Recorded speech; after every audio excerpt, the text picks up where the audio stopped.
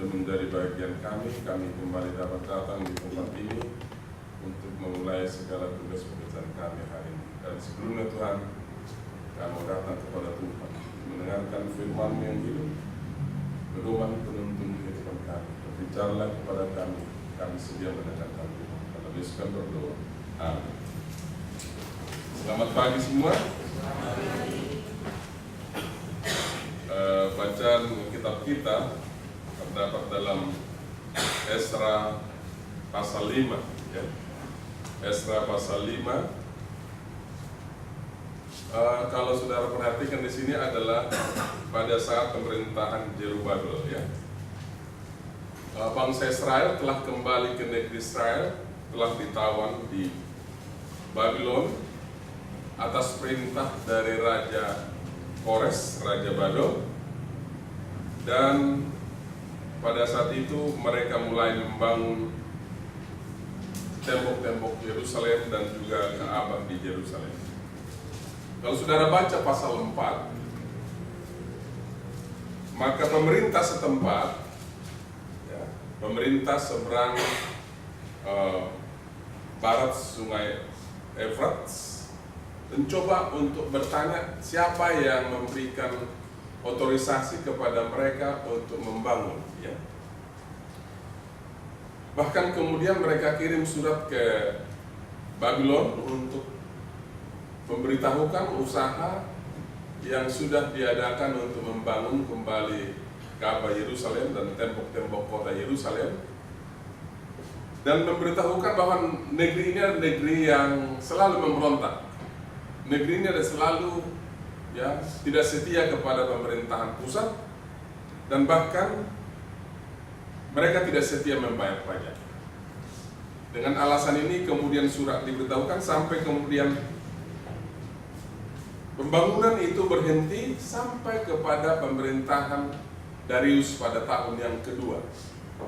Jadi kegiatan yang terdapat dalam pasal yang kelima ini adalah pekerjaan yang terbengkalai yang diceritakan di dalam pasal 4, dan ini sudah beralih kepada pemerintahan Darius yang kedua, ya, tahun yang kedua. Baik, kalau kita perhatikan bahwa kembali, ya,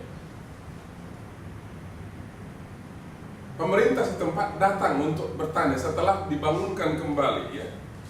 Dikatakan ini adalah dalam masa Nabi Hagai dan Nabi Zakaria.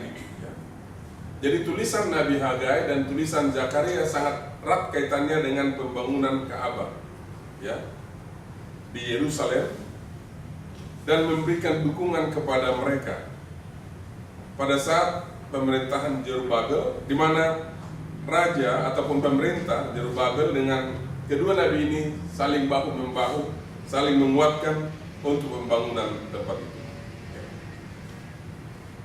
Digambarkan di sini, kemudian daripada semua itu pada zaman pemerintahan Artasastra,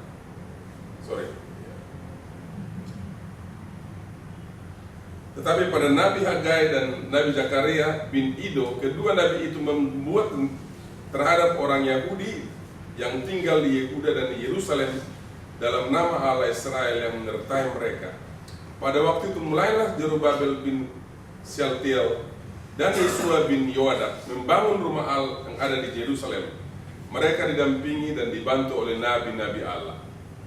Tetapi pada waktu itu, ayat 3, datanglah kepada mereka Tatnai, bupati daerah sebelah barat sungai Efrat, bersama-sama dengan Setar-Boznai dan rekan-rekan mereka, dan beginilah katanya kepada mereka, siapa yang memberi perintah kepadamu untuk membangun rumah ini dan menyelesaikan tembok ini? Lalu katanya pula kepada mereka, siapakah nama orang yang mendirikan bangunan ini?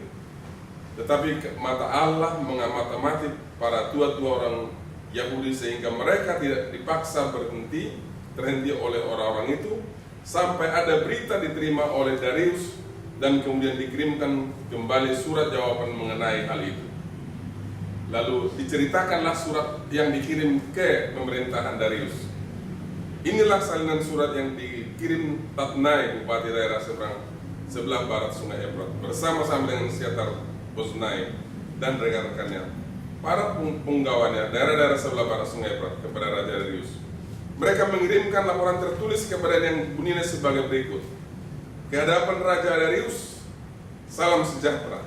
Kiranya Raja maklum dan bahwa kami datang ke daerah Yehuda, ke rumah Allah yang maha besar. Rumah itu sedang dibangun dengan batu yang besar, sedang dindingnya dilapisi dengan kayu, dan pekerjaan itu dikerjakan dengan seksama dan berjalan lancar di tangan mereka. Kemudian kami menanyai para tua-tua itu, dan beginilah para kata kami kepada mereka, siapa yang memberi perintah kepadamu untuk membangun rumah ini dan menyelesaikan dapur ini? Lagi pula kami tanyakan kepada mereka nama-nama mereka untuk memberitahukan kepada Tuanku dengan mencatat nama orang-orang yang mengepalai mereka. Inilah jawaban yang diberikan mereka kepada kami. Kami adalah hamba-hamba Allah semesta langit dan bumi, dan kami membangun kembali rumah yang telah didirikan bertahun-tahun sebelumnya didirikan dan diselesaikan oleh seorang Raja Israel yang agung. Tetapi sudah nenek moyang kami membangkitkan murka Allah semesta langit, mereka diserahkannya ke dalam tangan Nebukadnezar, Raja negeri Babel, orang Kasdim, yang merusak rumah ini dan mengangkut bangsa itu sebagai tawanan ke negeri Babel. Jadi saudara, jawaban daripada dua tua Israel ini kemudian dilaporkan ke pemerintahan pusat, dan mereka menceritakan apa alasannya mereka membangun kembali Ka'bah di Yerusalem. Itu sebabnya seringkali kita dengarkan cerita bahwa Ka'bah Jerubabel, oleh karena memang di zaman dialah kembali dibangun Ka'bah ini yang sudah rusak. Kemudian kita dengar juga dalam Perjanjian Baru Ka'bah Herodes. Ini bangunan yang sama yang dibangun oleh Salomo yang sudah dirusak, hancurkan, dibangun Jerubabel, dihancurkan lagi, dan dibangun lagi oleh Herodes. Dan ini menjadi ajang perebutan selalu. Kenapa? Diceritakan di sini bahwa memang Israel ini menjadi perebutan bagi bangsa-bangsa kafir di sekitar mereka, oleh karena ada begitu banyak barang-barang berharga yang ada di dalam Ka'bah Yerusalem, dari emas, perak, segala peralatan. Bahkan kita tahu tabut perjanjian itu, di mana malaikat kerubiong menaungi tabut itu adalah dari emas murni. Bayangkan, ya. Mejanya pun dilapisi dengan emas murni, kandilnya dari emas murni, dan lain sebagainya. Dan saudara, diceritakan bahwa mereka ini telah ditawan oleh Nebukadnezar dan telah membawa semua peralatan-peralatan ke Babylon. Tetapi tiba saatnya, waktu Kores membuat perintah untuk mereka dapat membangun kembali Yerusalem, maka diperintahkan juga agar peralatan-peralatan kudus ini bisa dibawa kembali ke Yerusalem dan ditempatkan di dalam Ka'bah. Ya. Telah diperintahkan Sesbazar yang diangkatnya menjadi bupati di sana agar mengambil perlengkapan itu dan pergi, taruhlah itu dalam bait suci yang di Yerusalem, dan biarlah rumah Allah dibangun di tempatnya yang semula. Kemudian datanglah Sesbazar meletakkan dasar rumah Allah yang ada di Yerusalem, dan sejak itu sampai sekarang dikerjakan dalam pembangunannya, hanya belum selesai. Dan inilah yang kemudian dilanjutkan oleh Jerubabel di zamannya untuk membangun kembali. Tapi saudara, ternyata bangsa Israel pada saat itu tidak bersatu, ya. Oleh karena mereka telah kembali ke negerinya, yang mereka pikirkan pertama bukanlah pembangunan bait suci, bukanlah pembangunan rumah Tuhan, tetapi yang mereka pikirkan adalah ladang-ladang mereka. Yang mereka pikirkan adalah rumah mereka sendiri. Mereka membangun rumah-rumah mereka, mereka mendiami rumah-rumah mereka, mereka juga menanam dan kemudian mengusahakan ladang-ladang mereka, dan mereka tidak mengingat akan rencana Tuhan bagi mereka untuk membangun Ka'bah Yerusalem. Dan melalui Nabi Hagai, dan Nabi Zakaria, mereka diingatkan. Ya. Kalau kita lihat di dalam buku Hagai, diceritakan jelas mengapa Tuhan tidak memberkati mereka. Mari kita lihat dalam Hagai pasal 1, diceritakan bagaimana bangsa ini kemudian tidak diberkati oleh Tuhan. Diceritakan bahwa kita bisa baca dalam buku Hagai pasal yang pertama. Kita bisa baca mulai ayat yang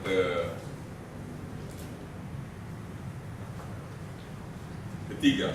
Oleh sebab itu, beginilah firman Tuhan semesta alam, perhatikanlah keadaanmu. Kamu menabur banyak, tetapi membawa pulang hasil sedikit. Kamu makan tetapi tidak sampai kenyang. Kamu minum tetapi tidak sampai puas. Kamu berpakaian tetapi badanmu tidak sampai panas. Dan orang yang bekerja untuk upah, ia bekerja untuk upah yang ditaruh dalam pundi-pundi yang berlobang. Beginilah firman Tuhan semesta alam, perhatikanlah keadaanmu. Jadi naiklah ke gunung, bawalah kayu, dan bangunlah rumah itu. Maka aku akan berkemah kepadamu dan akan mengadakan kemuliaanku di sini, firman Tuhan. Saudara, jadi inilah keadaan bangsa Israel menurut Nabi Hagai. Mereka tidak diberkati dengan gambaran yang sangat luar biasa di sini. Ya. Kamu makan tapi tidak kenyang. Kamu minum tetapi tidak dipuaskan. Ya. Kamu menabur, ya, banyak tetapi kamu menuai sedikit. Ya. Kamu bekerja untuk upah yang ditaruh dalam pundi-pundi yang berlubang. Ya. Kamu berpakaian tetapi badanmu tidak panas. Ini gambaran yang menunjukkan berkat tidak menjadi bahagian bangsa Israel oleh karena mereka hanya memikirkan diri sendiri dan melupakan yang lebih utama, yaitu Tuhan. Saya pikir itu sebabnya Yesus sendiri mengajarkan dalam Matius 6 ayat 33, carilah dahulu kerajaan Allah dan kebenarannya, maka yang lain itu akan ditambahkan kepadamu. Karena ternyata mendahulukan Tuhan, ada kepastian bahwa ada berkat yang akan diperoleh. Kita bisa melihat bahwa di Taman Eden Allah yang pertama. Di dalam hukum yang diberikan juga Allah yang pertama. Pada saat Abraham mengadakan perjalanan, di dalam perjalanannya selalu membuat Allah yang pertama. Pada saat Nuh juga di dalam bahtera keluar dari bahtera, maka yang pertama adalah Allah yang pertama. Ini adalah gambaran di dalam seluruh Alkitab bahwa memang Allah haruslah yang pertama dan diutamakan. Tetapi bangsa ini dikatakan sudah melupakan Tuhan, sudah memikirkan diri mereka sendiri, rumah mereka sendiri, dan menempati rumah yang indah, ya, rumah yang mereka bangun dengan jerih payah mereka, dan mereka sungguh-sungguh menikmati rumah yang mereka bangun dan lupa pembangunan bait suci Tuhan. Dan itu sebabnya kemudian Hagai dan Zakaria mencoba mengingatkan mereka untuk tidak lupa. Dan inilah yang diceritakan di dalam pasal yang kelima ini, sehingga Zerubabel berusaha untuk membangun kembali Ka'bah di Yerusalem. Kalau nanti saudara baca di dalam pasal 6, luar biasa saudara. Waktu diceritakan ini kepada Raja Darius, kemudian dicek kembali arsip-arsip kerajaan di zaman pemerintahan sebelumnya, yaitu kerajaan Babylon. Apakah benar ada surat perintah yang sudah dikeluarkan untuk membangun kembali Yerusalem? Saudara bisa bayangkan Kalau sudah bertahun-tahun kejadian itu, ya itu tidak mudah untuk mencari data ya.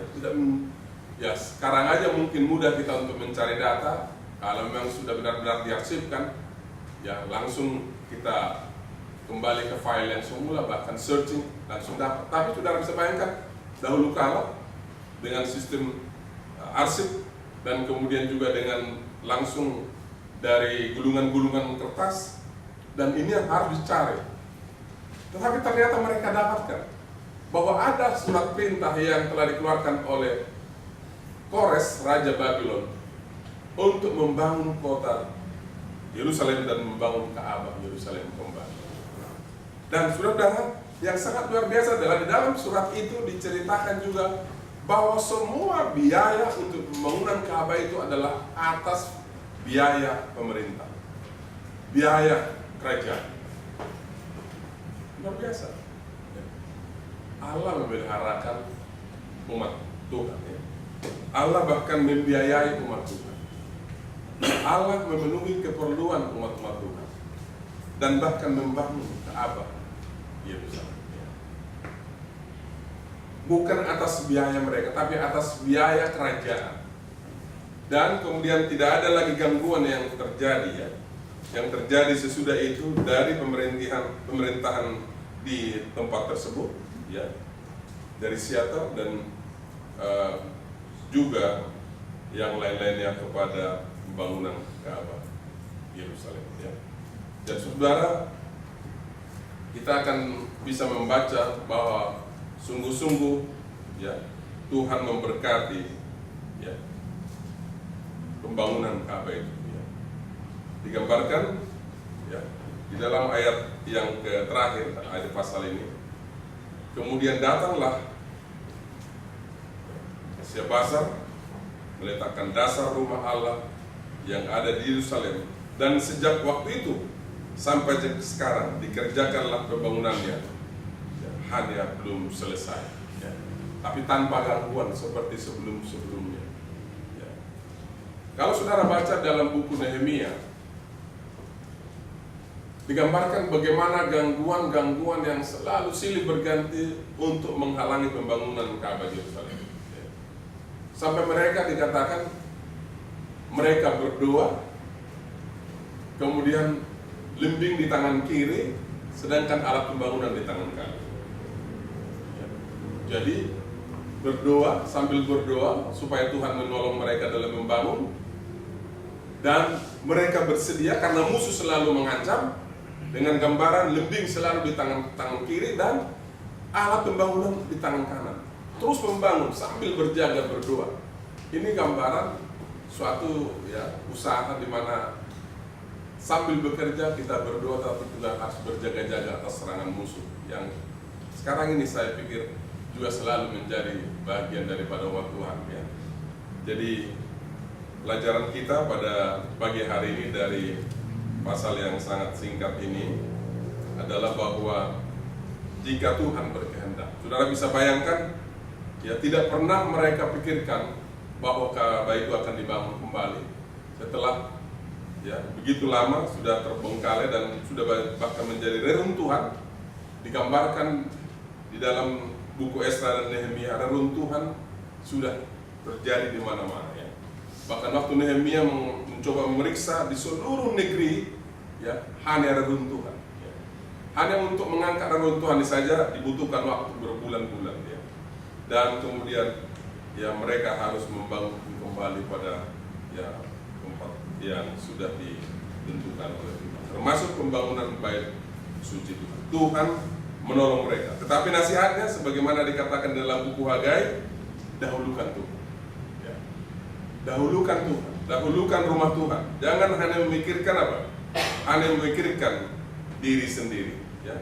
Kembali kita coba renungkan ini. Dikatakan,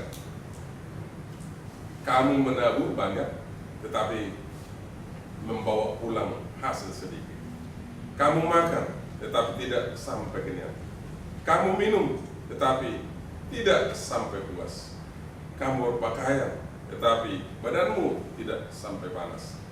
Dan orang yang bekerja untuk upah, ia bekerja untuk upah yang ditaruh dalam pundi-pundi yang berlomba. Ini keadaan orang yang hanya memikirkan diri sendiri, saudara. Jadi seringkali kita gunakan waktu, gunakan segala usaha untuk memuaskan diri kita, memuaskan tujuan kita, tetapi apa yang kita dapat? Ya. Berbagai masalah datang sana sini. Seringkali kita tidak menyadari bahwa kehidupan ini sesungguhnya hanya karena Tuhan, ya. Hanya karena Tuhan.